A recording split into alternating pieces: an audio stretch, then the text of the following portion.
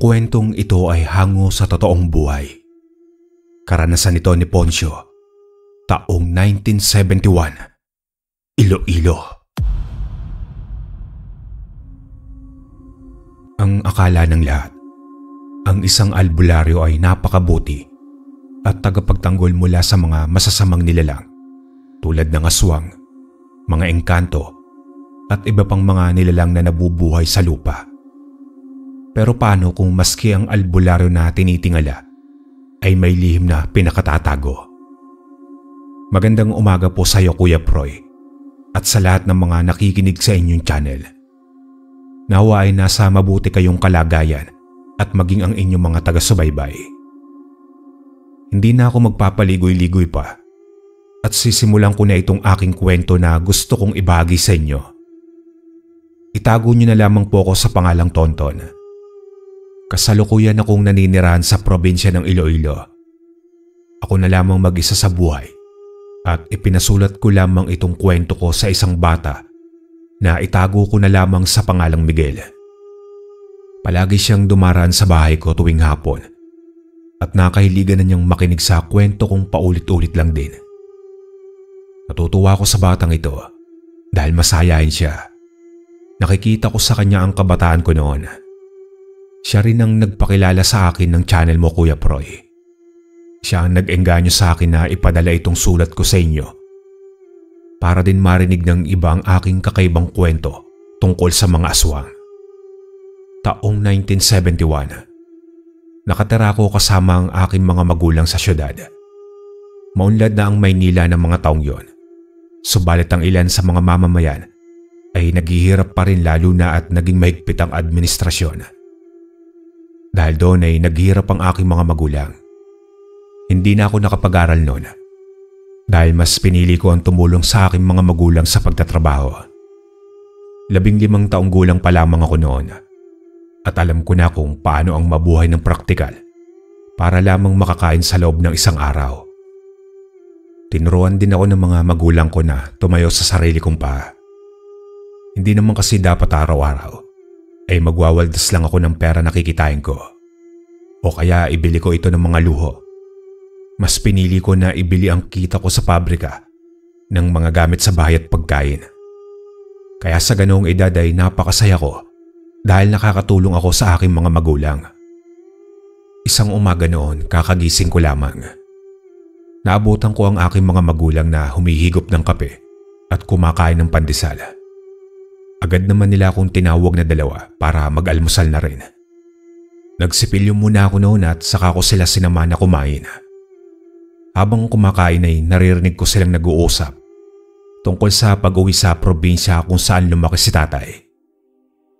Nalaman ko na kailangan na naming umuwi ng probinsya upang hindi na kami maghirap sa syudad. Ang sabi pa ni tatay sa amin ni nanay, mas makakatipid daw kami sa probinsya dahil pwede raw kaming magtanim doon ng mga gulay o prutas na aming makakain. Agad namang pumayag si nanay sa suhestyon na iyon ni tatay. Ako naman ay wala ring magawa dahil sasama pa rin ako sa kanilang dalawa. Hanggang sa lumipas nga ang mga araw, tuluyan na kaming umuwi ng probinsya gamit ang mga naipong pera nila nanay at tatay. Nanibago naman si tatay. Ibang-iba na raw ang buong paligid at hindi na niya matandaan kung saan ang daan papunta sa kanila. Hanggang inabot kami ng hapon sa paglalakad sa mga kalye at papasok sa gubat. Malayo na ang nalakad namin pero hindi pa rin kami nakakarating sa bahay nila tatay dati. Galit na nun si nanay kay tatay. Tinatalakan niya ito habang sumusunod kami sa likuran. Samantalang ako naman ay nanatiling tahimik at nakikinig na lang sa bangayan nilang dalawa. Makaraan ng ilang sandali ay tumigil si tatay para magpahinga sa isang lilim ng malaking puno ng mangga. Tumabi ako sa kanya saka ko siya tinapik sa balikat. Habol ko rin ang aking hininga ng mga sandaling yon. Si nanay naman ay wala ring nagawa kundi ang magpahinga na rin.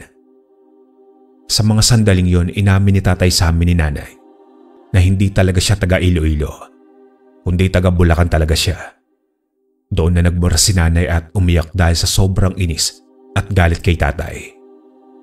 Napabuntong hininga na lamang ako sa kawalan Naisip ko na sinayang lang namin ang pera papunta roon sa probinsya. Nag-iisip na rin ako noon kung saan kami tutuloy o kaya ang magtayo ng kubo para tuluyan namin pansamantala. Sa pag-iisip at pag-aaway nila nanay at tatay ay nakatulugan ko na lamang ang lahat. Nagising na lamang ako dahil sa malakas na yugyug sa aking balikat. Pagmulat ko ng aking mga mata ay sumalubong sa akin ang mukha ni nanay na puno ng pawis. Napatingin ako sa kanya at sa buong paligid. Tanging buwan na lamang ang nagsisilbing liwanag sa amin. Tumayo naman ako at hinawakan ko ang kamay ni nanay na maigpit.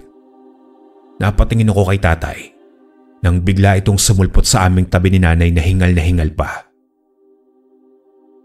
Bilisan na natin. Kailangan nating makahanap ng matutuluyan ngayong gabi. Hindi tayo pwede rito at baka may mga mababangis na hayop ang bigla na lamang umatake sa atin. Mabuti pa nga po, Itay.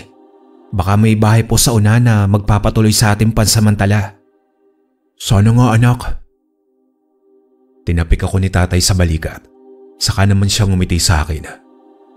Pagtingin naman namin kay nanay, ay umirap na lamang ito sa amin ni tatay. Kumabit balikat na lamang ako at ganun din ang aking ama. Hanggang sa nagpatuloy kami sa paglalakad. Sa tulong ng liwanag ng buwan, kahit papano ay kitang-kita namin ang daan. Ilang sandali pa ay may natanaw kami sa una na isang bahay na gawa sa kawayan.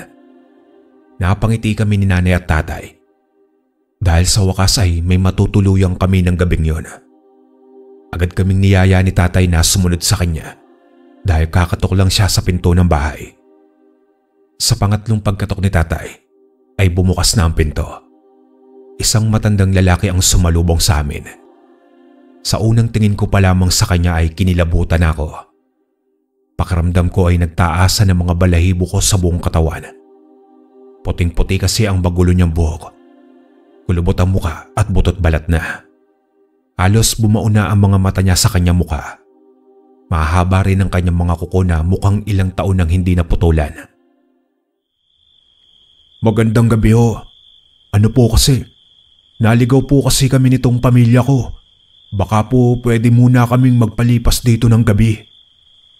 Abay, ganoon ba? Ali kayo. Tumuloy na muna kayo sa bahay ko. Hindi ko naman kayo pwedeng matanggihan dahil malalim na ang gabi.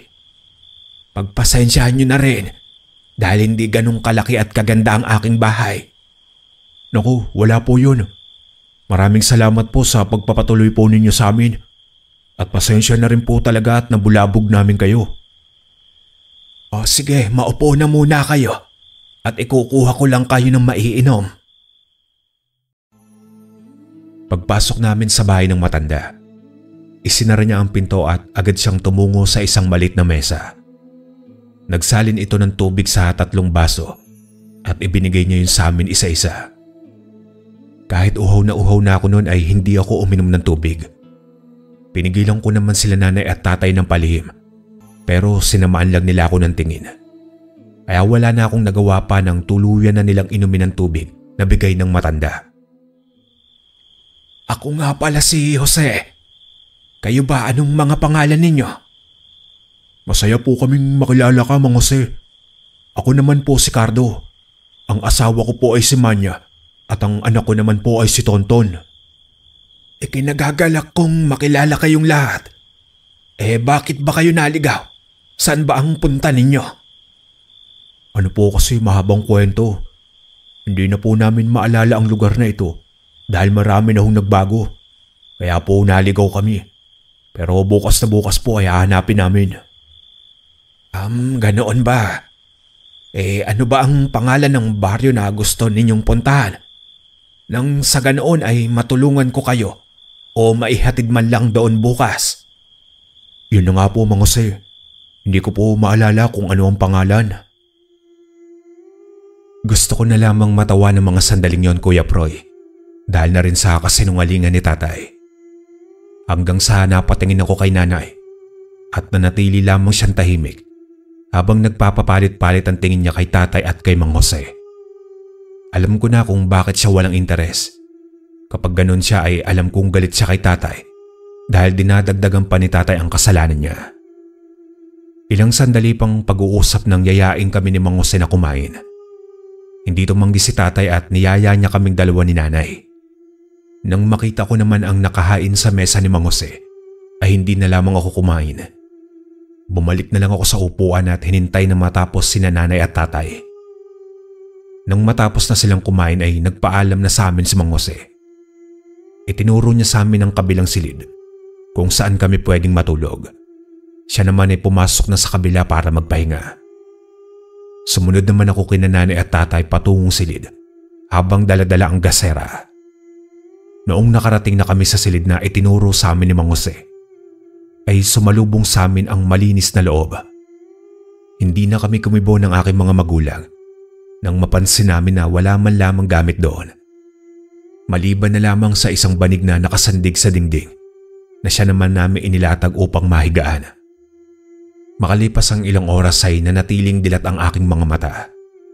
Panay ang galaw ko sa tabi ni tatay pero hindi pa rin ako makatulog. Samantalang silang dalawa ay ang lakas ng hilig at tulog na tulog na.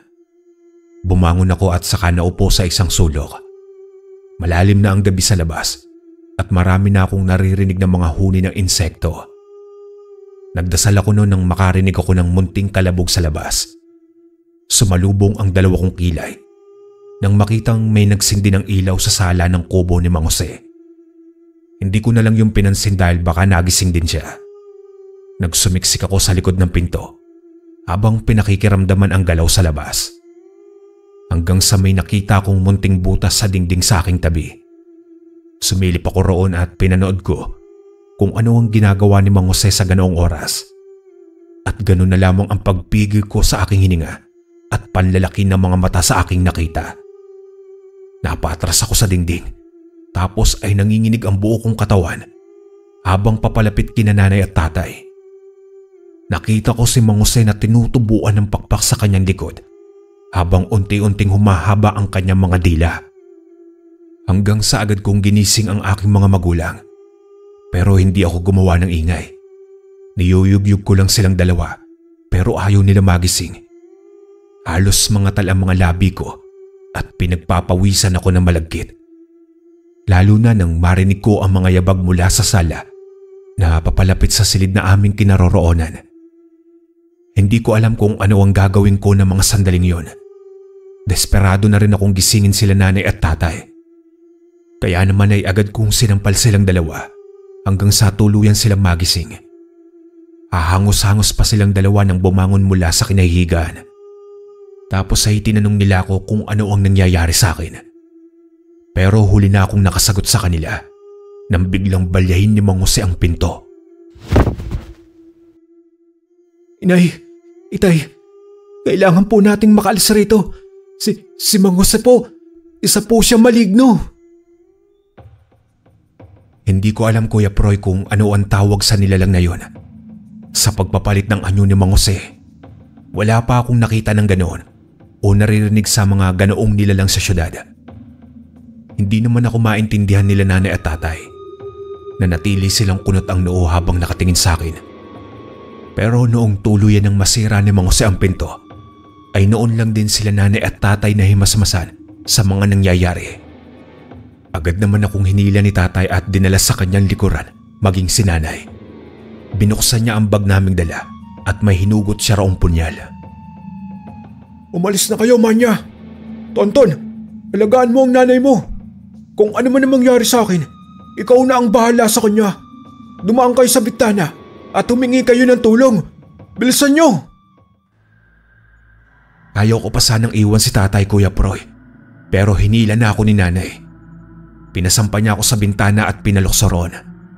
Tanaw ko na lamang si tatay kung paano siya nakipaglabang kay Mang Jose. Noong nakarating na ako sa bakuran ng kubo, ay sumunod naman agad si nanay. Hinila na niya ako at tumakbo kami ng mabilis sa loob ng masukal na gubat. Hanggang sa narinig na lang namin ang nakakagilas na sigaw ni tatay mula sa kubo ni Mang Jose.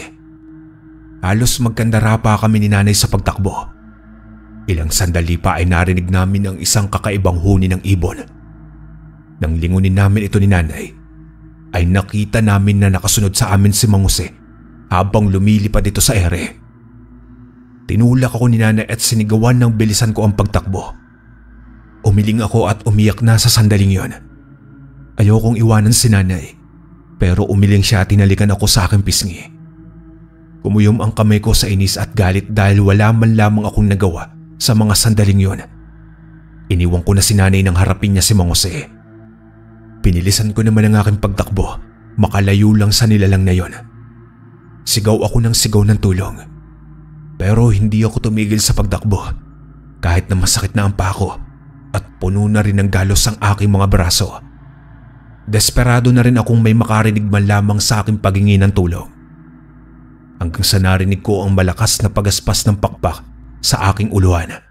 At noong pagtingala ko ay sumalubong sa akin si Mang Jose. Sumigaw ako na puno ng takot. "Tulong! Tulungan niyo ako!" Hanggang sa makarinig ako ng isang putok ng baril sa hindi kalayuan. Sumigaw naman si Mang Jose na galit na galit. Nagtago ako sa ilalim ng isang puno. Hinanap niya ako pero natigilan siya nang pumutok muli ang baril. Malapit na yun at mukhang sa aking likuran lamang nanggagaling. Maya-maya pa ay may isang matandang lalaki ang bigla na lamang sumulpot sa aking harapan. Tapos may kasama siyang isang lalaki na binata. Tinulungan ako ng lalaki na tumayo habang ang matanda naman ay luminga-linga sa paligid. Noon ko napagtanto na siya ang nagpaputok dahil may hawak siyang baril. "Tulungan niyo po ako. Balikan po natin ang mga magulang ko. Iligtas po natin sila." "Crisanto, ikaw na muna ang bahala sa kanya. Mauna na kayong tumungo sa bahay at pupuntahan ko lang ang kinaroroonan ni Jose. Iyo, sumama ka muna kay Crisanto. Ako na ang bahala sa mga magulang mo. Magdasal ka lang na sana buhay pa sila." Parang awa niyo na po. Tulungan niyo po ang aking mga magulang. Sigurado po buhay pa po sila." Tumango naman ang matanda sa akin bago siya tumakbo patungo sa pinanggalingan ko kanina, kung saan tumungo rin si Mang Jose. Napatingin naman sa akin ng lalaki na ang pangalan ay Crisanto. Ngumiti siya sa akin saka ako tinapik sa aking balikat. "Huwag kang mag-alala. Kung buhay pa ang mga magulang mo, sigurado na ililigtas sila ni Lolo Poncio. Halika na. Kailangan na nating tumungo sa bahay ni Lolo Poncio. Mas ligtas tayo roon." Ano ba yung nilalang na yun? Ano ang tawag kay Mang Jose? Bakit ganun ang anyo niya? Bakit gusto niya kaming patayin? Ang tawag sa isang tulad ni Mang Jose ay aswang. Kumakain sila ng laman loob ng mga tao. Ginagawa nilang pagkain. Teka, bakit? Wala ka bang alam sa kanila? Bagong salta ka lang dito ano? Ay, oo nga. Bagong mukha ka. Ako nga pala si Tonton. Taga-syudad kami at napadpad lang dito sa probinsya nyo para makipagsapalaran. Hindi namin akalain na ito ang sasalubong sa amin. Tonton. Ako nga pala si Crisanto. Huwag kang mag-alala at simula sa araw na ito, poprotektahan ka namin ni Lolo Poncio. Maraming mga katulad ni Mang Jose sa baryo na ito, kaya kailangan mo mag-ingat.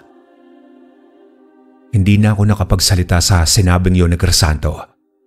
Lalo pa at hindi ko siya masyadong maintindihan. Habang naglalakad naman kami, ay walang tigil ang panalangin ko na sana ligtas at buhay pa sina nanay at tatay. Nakasunod lamang ako sa likuran ni Crisanto. Nabunggo na lamang ako sa kanyang likuran nang huminto siya. Nasa harap na kami ng isang bahay na gawa sa bato. Hinila niya ako at mabilis niya binuksan ang pinto.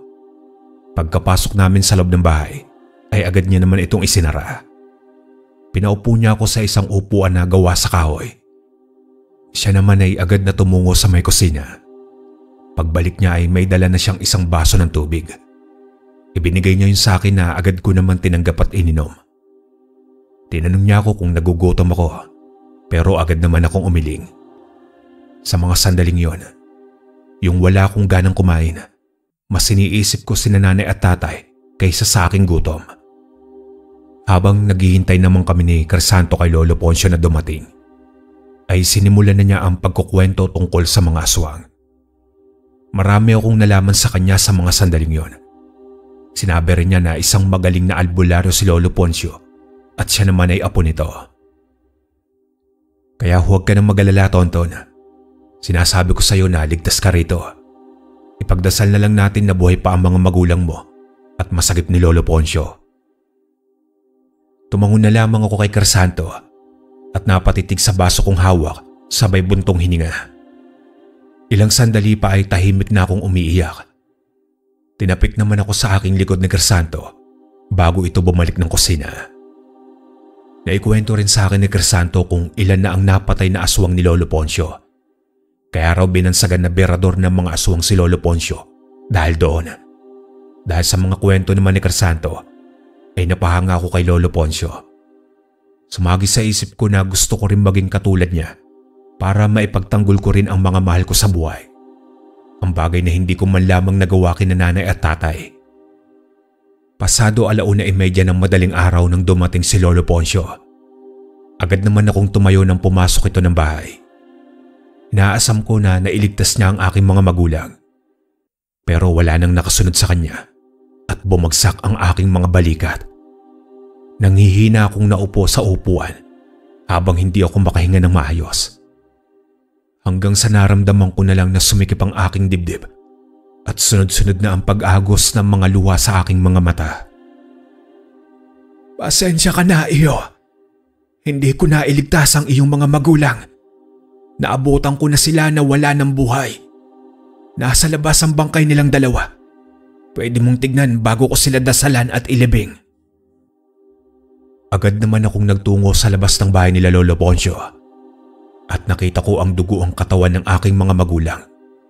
Bukas ang kanilang mga tiyan at wala nang laman loob at maging puso. Napasingap ako noon. Umuyong ang aking mga kamay. Bumangon ang galit at pot ko para kay Mang Jose. Naramdaman ko na sumunod si Lolo Poncio at Crisanto sa akin. Nanatili silang nakatayo sa aking likuran habang pinagmamasdan ako. Walang tigil ang iyak ko at sinisigaw ang bigat sa aking dibdib. Nagtagal ako ng ilang minuto na ganoon hanggang sa tumana ako at tuluyan ng nawalan ng lakas. Natagpuan ko na lamang ang aking sarili na pinapanood sina Lolo Poncio at Crisanto na naghukay ng lupa. Tumulong na rin ako sa kanila para mailibing ng maayos ang aking mga magulang.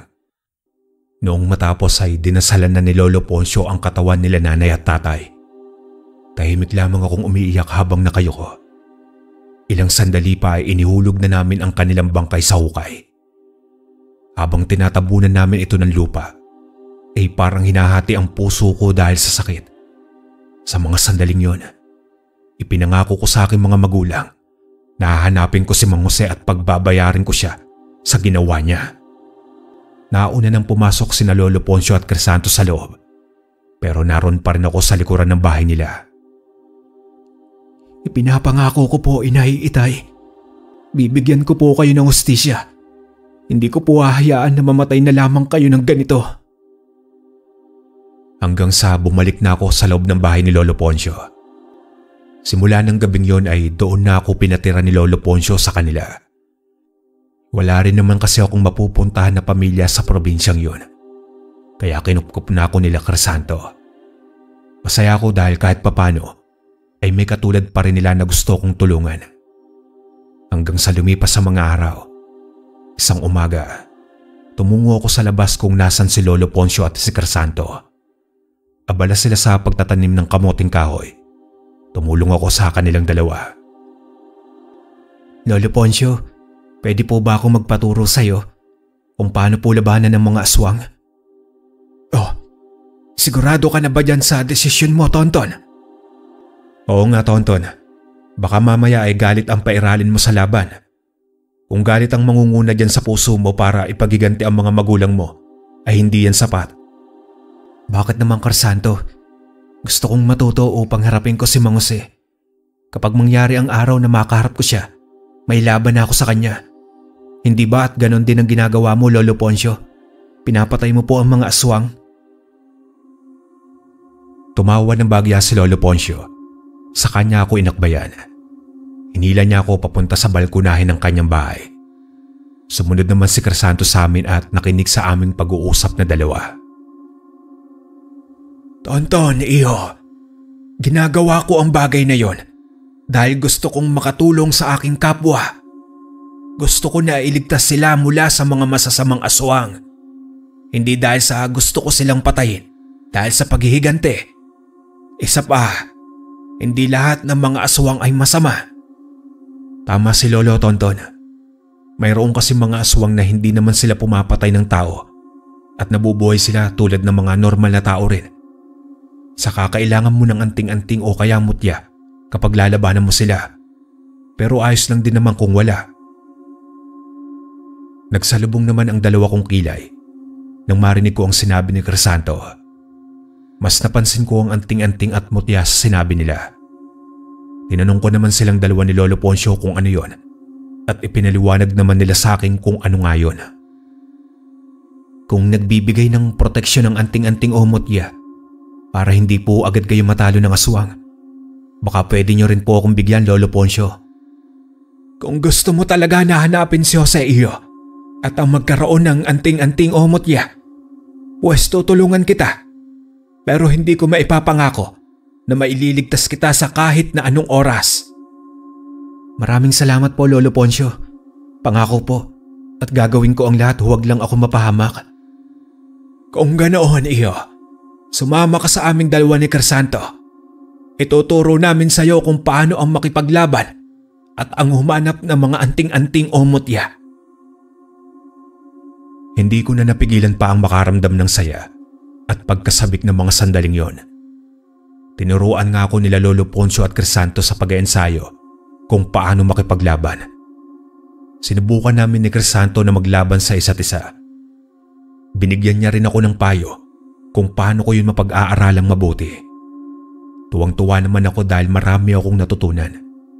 Lalo na tungkol sa mga mutya at anting-anting na may malakas na enerhiya. Sinabi rin sa akin ni Lolo Poncio na ang mutya ay makikita ko o mapapasa akin oras na makilala ako ng gabay nito. Humingi rin ako ng tulong kay Crisanto kung paano ako magkakaroon ng ganon at walang araw na hindi kami tumigil sa paghahanap. Si Lolo Poncio naman ay madalas siyang nawawala tuwing gabi. Gusto sana siyang samahan ni Crisanto pero sinabihan niya ito na samahan ako. Pero sa mga sandaling yun ay handa na akong sumama sa kanila ni Crisanto para tumulong. Sasama po ako sa inyo para tumulong sa paghanap sa aswang. Sa paraan din po na ito baka mahanap ko rin po si Mang Jose. Tonton, dito lang kayo sa bahay ni Crisanto. Huwag nang matigas ang ulo. Hindi mo pa kaya. Kaya ko na po, Lolo Poncio. Handa na po akong makipaglaban sa mga aswang. Kahit na mayroon o walang anting-anting o mutya, haharapin ko po sila ng walang takot. Iho, Tonton. Alam ko na ang tapang mo at may alam ka na sa pakikipaglaban. Pero hindi ibig sabihin noon ay hahayaan na lang kita sa gusto mo. Sinasabi ko sa iyo, iho, hindi pa ngayon ang tamang oras. Oo nga, Tonton. Hintayin mo na lang kapag pinayagan ka na ni Lolo Poncio. Sigurado na may kailangan ka pang gawin para payagan ka niya. Huwag kang mag-alala at sa mga susunod na araw ay isasama ka na rin namin. Hindi na ako nagpumilit pa ng gabing yon. Tumango na lamang ako at sumunod sa utos ni Lolo Poncio. Sinamahan muli ako ni Crisanto at naiwan na naman kaming dalawa. Habang nagpapantok, ay hindi ko maiwasan na tanungin si Crisanto kung ano ang ginagawa ni Lolo Poncio sa mga bangkay ng aswang na napapatay niya. Hindi ko nga rin alam, Tonton Pero sigurado ako na inilibing ni Lolo Poncio o kaya ay sinusunog para hindi na ito mabuhay o makapaminsala pa ng ibang tao. Hindi ba hinahanap ng pamilya ng mga aswang na napatay ni Lolo Poncio kung nawawala na sila ng ilang araw o kaya linggo? Hindi, Tonton. Alam na nila yung kung ano ang nangyari sa kanilang pamilya. Kaya minsan ay sinusugod kami dito sa bahay ni Lolo Poncio ng mga aswang para patayin. Ngunit hindi naman nila magawa dahil natatakot sila na baka patamaan ng bala. Huminto sa pagsasalita si Crisanto. Tapos ay agad itong tumungo sa may kusina. Narinig ko na may hinila siya roon ng upuan. Binuhat niya yun tapos ay bumalik muli sa sala. Alam mo ba na may anting-anting si Lolo Poncio? Kaya hindi siya tinatablan ng kahit na anong patalim o kaya bala. Dahil dito hindi siya mapatay-patay ng mga aswang. Salip ay kinakatakutan. Kaya naman pala napakagaling ni Lolo Poncio. Paano kaya magkaroon ng klase na anting-anting o mutya?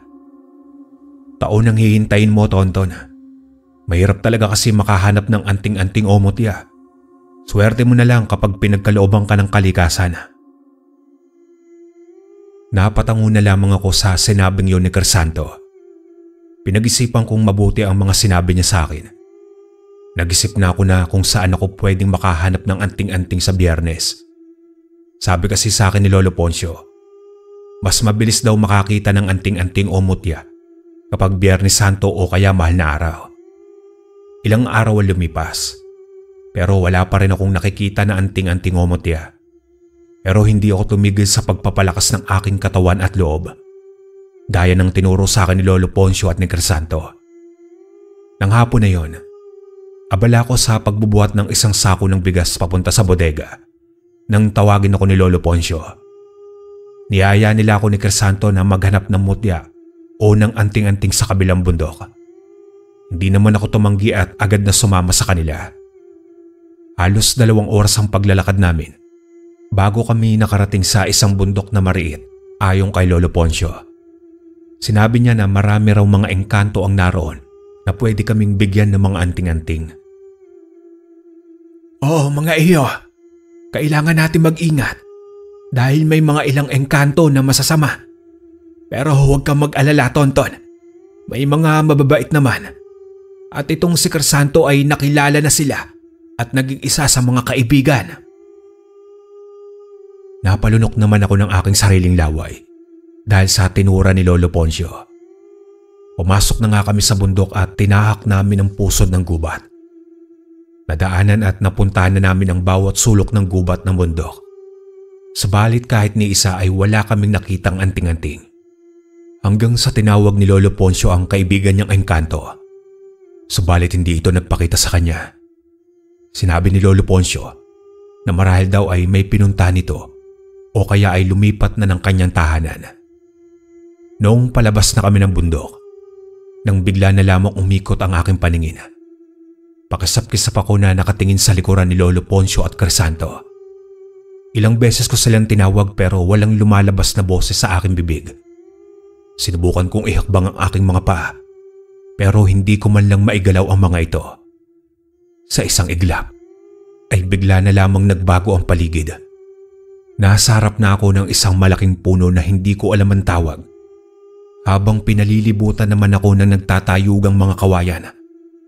Tumakbo ko papunta sa isang sulok pero wala akong pwedeng madaanan. Sa mga sandaling yun, naisip ko na naengkanto ako. Tulong! Lolo Poncio! Crisanto! Nandito ako! Tulungan niyo po ako! Isang malakas na tawa naman ang aking narinig. Malalim yun at mukhang nanggagaling sa kailaliman ng lupa. Lumingali nga ako sa paligid at hinanap ang boses na pinanggagalingan hanggang sa nakakita ako ng isang nilalang. Napaatras ako at napaupo sa lupa nang makita ang isang taong bayawak. Ang katawan at mukha nito ay tulad ng isang tao pero napapalibutan ang balat niya ng isang tulad ng balat ng bayawak. Maging ang dila nito ay gaya rin sa isang bayawak at may buntot pa siya sa kanyang puwitan. Sumigaw ako ng ilang beses dahil sa takot. Ilang beses kong tinawag sina Lolo Poncio pero kahit anong gawin ko ay hindi nila ako marinig. Hanggang sa unti-unting lumapit sa akin ang engkantong bayawak at pinakatitigan akong mabuti. Napapikit naman ako sa kaba na baka kainin niya ako ng buhay. Pero agad akong dumilat nang marinig ko naman siyang tumawa. Ilang sandali pa ay tinatawag niya ako sa aking tunay na pangalan. Gulat na gulat ako ng mga sandaling yon. Pero naroon pa rin ang kaba sa aking dibdib. Hanggang sa lumayo sa akin ang engkanto. Tapos ay humarap ito sa isang puno na naroroon. Nagpakilala siya bilang si Bawa. Isa raw siyang engkanto na nagbabantay sa gubat na yon. Sinabi niya rin sa akin na kanina niya pa raw ako pinagmamasdan. Nakita niya ang determinasyon ko na magkaroon ng anting-anting. Pero napupuno raw ng puot ang aking puso. Kaya sinabihan niya ako na walain ang puot na yon sa aking puso at pairali ng kapayapaan sa aking dibdib. Nangako naman ako sa kanya na gagawin ko yon. Tapos ay pinagkalooban niya ako ng isang anting-anting. Pero noong una ay inamin ko sa engkanto na hindi ko alam kung paano ko aalisin ang puot sa aking dibdib. Sinabi ko rin na nagkakaganon ako dahil sa pagkamatay ng aking mga magulang sa kamay ng isang aswang. Naunawaan naman ako ng engkanto na nais kong ipaghiganti ang aking mga magulang. Pero hindi raw ako magiging masaya kung mabubuhay lamang ako sa galit at puot. Kaya naman bago niya ipinatong sa aking palad ang isang anting-anting na mula sa kanyang ngipin, ipinangako sa akin ng engkanto na makakamit ko ang hustisya sa pagkamatay ng aking mga magulang kung susubukan kong kalimutan ang puot at galit. Bago pa akong makapagsalita para kontrahin ang sinabi niya, ay bigla na lamang siyang nawala. Lumingon ako sa buong paligid pero wala na talaga siya. Sa isang kurap ko ay bumalik na ako sa kinatatayuan ko kanina. Tapos ay natanaw ko na sina Lolo Poncio at Crisanto na nagtatawanan sa aking unahan. Napatingin ako sa aking kamay at nakita ko na naroon ang anting-anting na ibinigay sa akin ng engkantong bayawak. Naikuyom ko ang kamay ko, sabay buntong hininga. Napansin ko rin na hindi alam nila Lolo Poncio na nakausap ko si Bawa at kanina pa ako nawawala sa kanilang likuran. Hinabol ko sila at sinabayan sila sa paglalakad. Gabi na nang makarating kami sa bahay ni Lolo Poncio. Pagkarating namin sa sala ay agad ko na sinabi sa kanila ang tungkol sa anting-anting ni Bawa. Marahil ay nakitaan ka ng engkanto na yon ng lakas at busilak na puso iyo. Kaya kanya binigyan ng mahalagang bagay mula sa kanya. Pakaingatan mo iyan, Tonton. Dahil ang anting-anting na yan ang magpoprotekta sa iyo mula sa kasamaan. Oo nga, Tonton. At huwag kang mag-alala. Tuturuan kita kung paano mo pa mas papalakasin ang iyong anting-anting. O siya, mamaya na muna yan. Tulungan na ninyo akong magsaing na dalawa para makakain na tayo ng hapunan. Tumango naman kaming dalawa ni Crisanto sa kanya at tinulungan si Lolo Poncio sa pagluto ng hapunan. Nang gabing yun ay ginawa kong kwintas ang aking anting-anting. Nagpaturo din ako kay Crisanto kung paano dasalan ng bagay na yon hanggang sa natuto na rin ako. Isang gabi, abala kami sa pagsasaing nang bigla naming narinig na may bumagsak sa aming bakuran. Naramdaman ko na nag-init ang aking anting-anting. Napatingin ako kina Lolo Poncio at Crisanto nang kumuha sila ng punyal at itak na nakasabit sa may dingding. Maghanda kayong dalawa. Crisanto, Tonton, mukhang may bisita tayo sa mga oras na ito. Kumuha na rin ako ng itak sa dingding at hinawakan ko yun ng mahigpit. Pagdating namin sa sala, ay kinuha ni Lolo Poncio ang kanyang baril. Tapos ay sinabihan niya kaming dalawa ni Crisanto na manatili na lang muna kami sa loob at huwag lalabas. Siya na raw muna ang bahala na humarap sa aswang na nasa labas. Sumunod naman kaming dalawa ni Crisanto sa kanya. Pagkalabas ni Lolo Poncio, ay agad niyang isinara ang pinto. Bakit sumugod dito ang asawang Crisanto? Hindi ba at kinatatakutan si Lolo Poncio dahil berador siya ng mga aswang? Oo, Tonton. Berador si Lolo Poncio kaya lang talagang dadalawin siya ng mga aswang dito para paslangin. Kung ganon, kailangan natin siyang tulungan, Crisanto. Baka kung ano ang... Huwag kang mag-alala kay Lolo, Tonton. Alam niya ang ginagawa niya. Hindi siya papayag na sasali tayo roon. Hintayin na lang natin ang hudyat niya.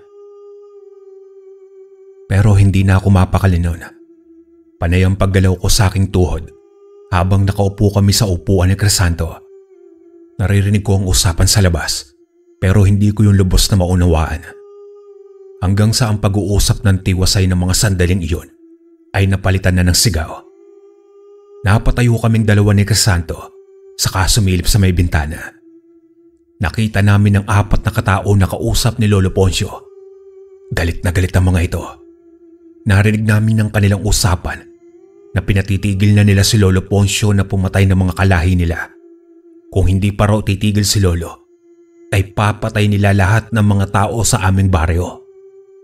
Galit na galit naman si Lolo Poncio, kaya nakipaglaban ito sa 4 na aswang. Doon naman na kami lumabas ni Crisanto para tulungan siya. Gulat na gulat ang mga ito nang makita kaming dalawa ni Crisanto. Pero kalaunan ay ngumisi sila at saka kami inatake. Ang isang aswang ay sinalakay si Crisanto at ang isa naman ay tumungo sa aking kinaroroonan. Agad akong umiwas sa atake ng aswang. Nanlilisik ang itim nitong mga mata habang nakatingin sa akin. Wala siyang tigil sa pag-atake gamit ang kanyang mahahabang kuko habang gumagapang sa lupa. Hanggang sa narinig kong sumigaw si Lolo Poncio nang tamaan siya ng kuko ng isang aswang. Pero agad naman siyang nakabawi at nasaksak niya ito sa dibdib. Ako naman ay sinangga ko gamit ang itak ang pag-atake sa akin ng aswang. Pero nagawa pa rin niyang maabot ako sa aking balikat hanggang sa dumaplis ang mga kuko niya sa aking balat. Napangiti ako nang makita ko ang gulat sa mata ng aswang. Sa mga sandaling yon, napagtanto ko na sinagip ako ng aking anting-anting mula sa bayawak. Hinataw ko ng mabilis ang hawak kong itak at pinugutan ng ulo ang aswang. Gumulong sa lupa ang ulo niya. Pero habang nakatingin naman ako roon, ay hindi ko napigilan ang pagpilipit ng aking sikmura. Natagpuan ko na lamang na nagsusuka ko. Agad naman akong dinaluhan ni Crisanto at dahan-dahan niya akong tinapik sa aking likuran. Napatingin ako sa kanila at napatay na nila ang 3 pang aswang na natitira. Pumasok na kayong dalawa sa loob ng bahay. Ako na ang bahala rito sa bangkay ng mga aswang. Tulungan na po namin kayo, Lolo Poncio, sa pagliligpit ng kanilang mga bangkay. Huwag na, Tonton. Doon na lang kayong dalawa ni Crisanto sa loob ng bahay. Agad naman akong hinila ni Crisanto papasok ng loob ng bahay. Hindi na ako kumontra at sumunod sa utos ni Lolo Poncio. Pero sa mga sandaling yun, ay bigla na lamang akong kinutuban. Hindi ko maiwasan ng mapaisip ng malalim kung ano ang gagawin ni Lolo sa bangkay ng mga aswang. Malalim ako nag-iisip noon sa may sala, habang tumungo naman sa kusina si Crisanto para magpatuloy sa kanyang pagkain. Samantalang ako ay nawalan na ako ng gana. Dahan-dahan naman akong tumayo mula sa pagkakaupo at naglakad palabas ng pinto. Kinuha ko ang itak na naiwan ko kanina sa balkonahe, saka nagkubli ako sa haligi. Nakita kong bumalik si Lolo Poncio at pinasan niya ang panghuling bangkay ng aswang. Noong naglakad na si Lolo Poncio, ay agad ko siyang sinundan ng palihim at dahan-dahan. Hindi niya ako napansin dahil maiingat ang bawat hakbang ko. Napakunotno ako nang mapansin ko na patungo siya sa bahay ni Mang Jose. Naalala ko naman ang araw kung saan namatay ang magulang ko. Hindi ko maiwasan na magtaka kung bakit doon patungo si Lolo Poncio. Agad naman ako nagtago sa isang malaking punong kahoy. Umakyat ako sa sanga at doon ako nagmasid sa bawat kilos ni Lolo Poncio. Nilapag niya ang bangkay ng aswang sa bakuran ng bahay ni Mang Jose. Nakita ko na naroon ang 4 na bangkay ng mga aswang. Ilang sandali pa ay bumukas ang pinto at lumabas doon si Mang Jose na tuwang-tuwa. Napakuyom ang kamay ko dahil sa galit para sa kanya. Pero pinigilan ko ang aking sarili at nakinig sa kanilang usapan. Gaya ng pangako ko sa iyo, Jose, ito na ang 4 na bangkay ng mga aswang. Pang-1 buwan mo na rin ang mga ito. Hanggang kailan mo ba ako papakainin ng bangkay ng mga aswang, ha, Poncio? Hindi ko na matitiis pa ito. Alam mo na naghahanap ako ng preskong karne.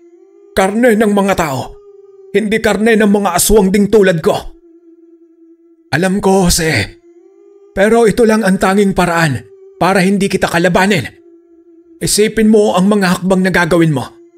Baka makalimutan kong kaibigan kita. Huwag mong kalimutan ang ginawa mo sa mga magulang ni Tonton. Bakit, Poncio? Ayaw mo bang malaman ng alaga mo yung tungkol sa pagkakaibigan nating dalawa? Na ang pumatay sa mga magulang niya ay ang kaibigan mo? Subukan mong galawin si Tonton, Jose, at ako ang makakalaban mo. Wala naman akong sinabi na gagalawin ko siya, Poncio.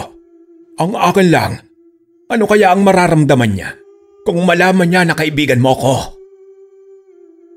Natahimik si Lolo Poncio at hindi nakasagot. Binitawan niya si Mang Jose na kanina ay sinasakal niya sa damit nito. Huwag kang gagawa ng gulo, Jose. Kung hindi, ako na ang makakalaban mo. Lumukso ko mula sa itaas ng puno at hinarap ko si Lolo Poncio at si Mang Jose. Gulat na gulat silang dalawa nang makita ko. Humigpit ang pagkakahawak ko sa aking itak at mabilis kong sinugod si Mang Jose. Agad naman siyang lumundag palayo sa akin at iniwasan ang atake ko.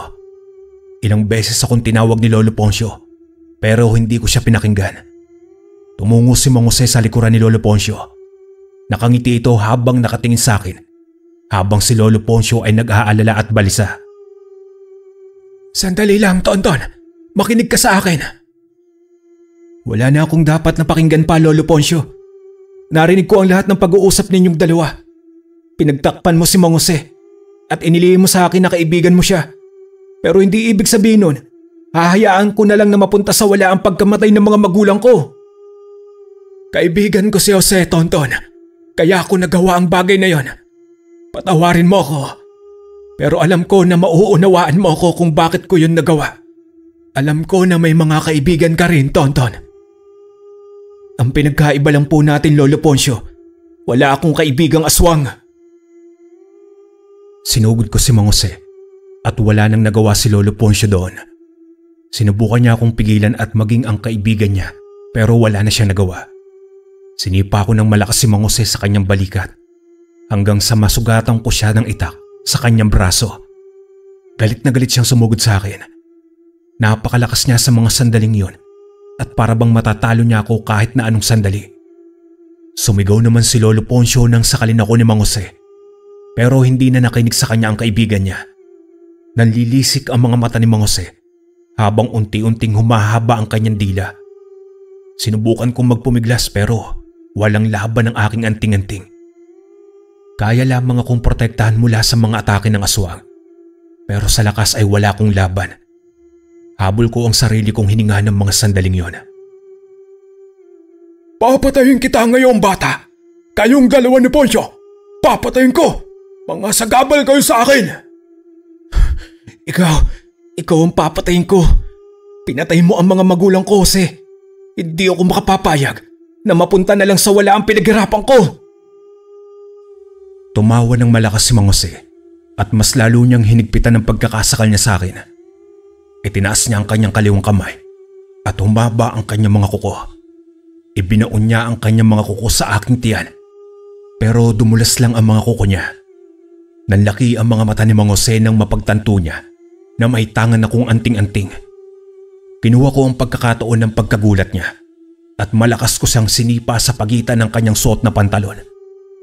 Swerte ko dahil hindi pa siya tuluyang nagpalit ng tunay niyang anyo. Tumalon-talon si Mang Jose. Umubo ko at hinabol ang aking hininga. Natanaw ko naman si Lolo Poncio nang patungo siya sa direksyon ni Mang Jose.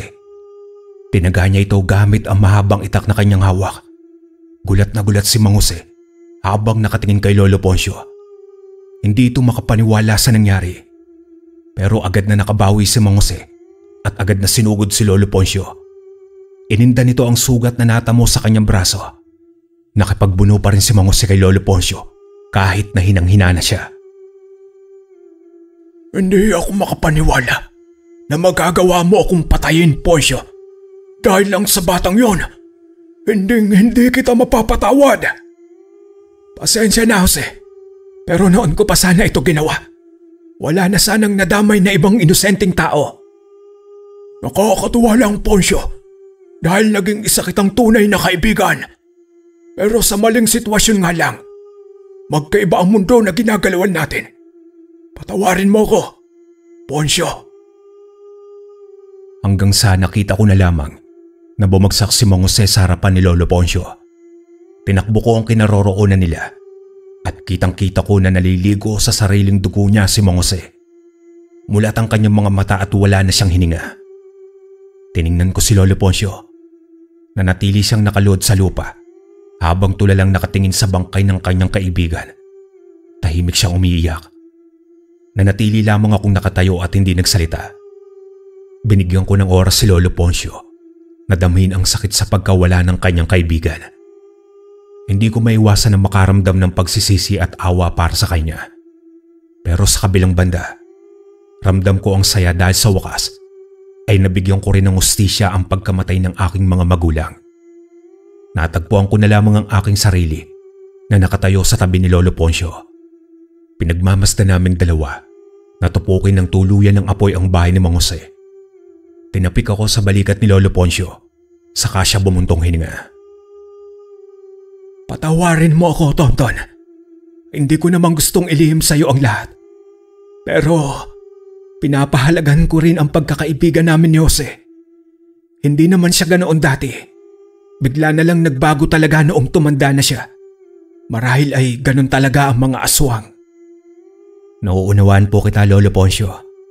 Hindi ko rin magawang magalit sa inyo dahil alam ko na sinubukan mo siyang kausapin at iligtas ang aking mga magulang.